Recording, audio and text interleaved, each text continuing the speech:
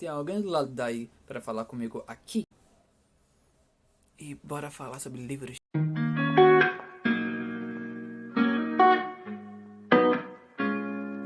E aí pessoal, meu nome é Fabian e vocês estão vendo um vídeo novo aqui no canal. E hoje vamos falar sobre Drácula de Bram Stoker, mas o livro, deixando claro, e não o filme. Podem confiar que é legal, vai por mim. E bom, Bram Stoker, ele nasceu na Irlanda e se formou em matemática e com louvor, tá? Para poucos isso. Mas ele preferiu viver de artes, escrever romances, contos e até chegar na conclusão dele. Ele estudou muita cultura folclórica europeia. E, infelizmente, ele veio a óbito por causa de um derrame, aos 64 anos.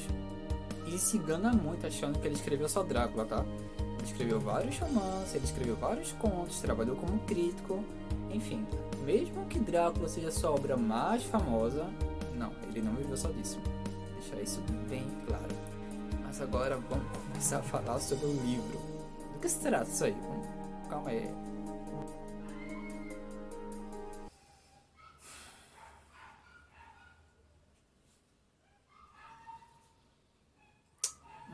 Tá, eu vou contar isso na história. O livro conta a história de um ser sobrenatural que vivia em um castelo misterioso, que as pessoas locais tinham um certo tipo de receio de se aproximar da área, inclusive, e que ele vai para a cidade grande, no caso Londres, e dá dor de cabeça para os moradores locais. Basicamente. E aí é onde é apresentado alguns personagens. Alguns mais conhecidos, onde toda a adaptação da história do vampiro é mencionado, como também tem a adição de alguns personagens que não é tão famosos assim, mas que tem um peso na história. Personagens como Mina, Lucy, Jonathan, Van Helsing, que tem até filme solo, e Drácula, afinal a história gira em torno dele. E outros não tão populares assim, mas que tem um grande peso na história, como John, que é um médico, Arthur, Quincy, Kinnog. Esse último, ele é um servo azarado de Drácula. E os três anteriores são pretendentes para se casar com Lucy, mas a história deles não se resume só a isso. Porém, eu não vou me aprofundar. Por quê? Porque qualquer aprofundamento, isso vai gerar um spoiler e acaba perdendo a graça da construção e do desenvolvimento da história, tá? Mas eles não são inúteis assim. Estão ali só para tampar buraco. Tem alguns pontos que eu quero destacar. A primeira coisa, o livro é contado por cartas, bilhetes, entrevista com alguns personagens. Então isso acaba criando uma atmosfera. É mais fácil de lhe trazer para dentro daquela história, porque são perspectivas diferentes, né? São visões diferentes da situação. E que muitas horas você até fica questionando se de repente pode ser algo real, se é irreal, se estão exagerando, se não estão, sabe? Você fica mais por dentro. E não, isso pode parecer meio estranho, mas quando você começa a ler, cria aquela curiosidade. E outra coisa, os capítulos do livro são capítulos curtos, não algo que dá medo, sabe? Porque tem livros que um capítulo parece que é o livro inteiro. Então isso facilita muito na digestão do que está sendo mostrado. Um outro fato muito importante que eu tenho que deixar bem claro aqui é que o Drácula, ele não é simplesmente um monstro que está lá exclusivamente para matar.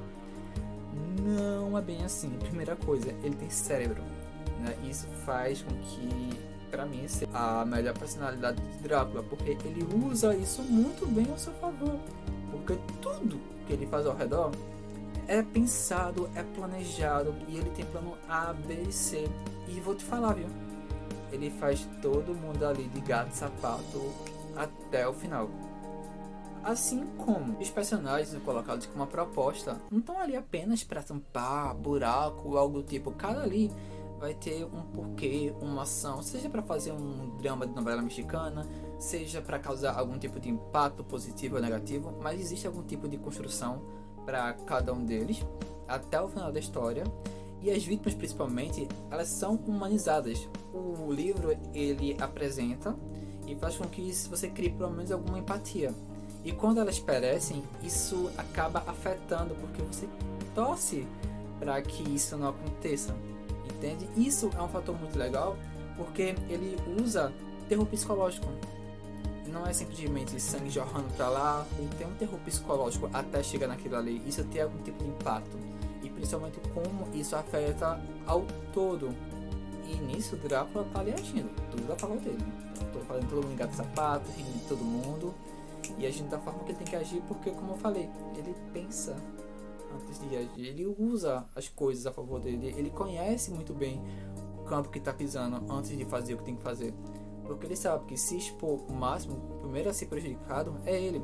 O bom é que ele não se escora necessariamente nos poderes sobrenatural, ele é mais do que isso. Shocking. E não significa que não é usado essa área sobrenatural do Drácula, porque sim, é usado, mas em momento certo para deixar a história mais aterrorizante e mais intimidante a presença dele, e as pessoas ao redor têm essa consciência. Outra coisa muito legal é a forma como o Hellsing é introduzido, porque normalmente é colocado como Deus no céu e ele aqui na terra. E aqui ele é mais humano, ele é mais centrado, ele falha, admite a falha e tenta correr atrás do tempo perdido, até dar um fim nesse ciclo que parece sem fim, entende? Sem contar com algumas coisas que acontecem fora um pouco desse ciclo. Por exemplo, o Arthur, ele perde pessoas próximas a ele, isso tem um grande impacto até da forma que ele vê as coisas. O John, que vê pessoas perecerem e não consegue fazer nada porque não tem muito o que fazer e se culpa muito. Então existem vários tipos de pressão ali, além da própria presença do Drácula, que assim, né, já é bem amedrontadora, vamos combinar, né? E bom, apesar do livro ter sido escrito há muito tempo atrás, se você for ler hoje, não vai estranhar. Ele tem capítulos mais curtos, ele tem uma didática que acaba fazendo com que você crie interesse para terminar e criar conclusões sobre isso. Tanto que é uma história que é readaptada até hoje. Um dia desse a Netflix estava lançando uma série em cima. É um livro que vale a pena você, se não leu, você lê. O tipo de terror também é diferente, a forma que as coisas são trabalhadas é diferente de como é adaptado os filmes. E um ponto importante é que as coisas que acontecem ali vai ter a sua visão, diferente de filmes, por exemplo, que a visão é em cima de quem está trabalhando, tá à frente, né? Mas se você já leu, teve algum ponto que eu deixei de falar que você acha importante ou quer comentar sobre alguma coisa, deixa aqui embaixo, bora bater um papo, criar uma amizade. Inclusive me segue nas redes sociais, que eu vou deixar tudo aqui e vou também deixar no corpo do vídeo, na descrição.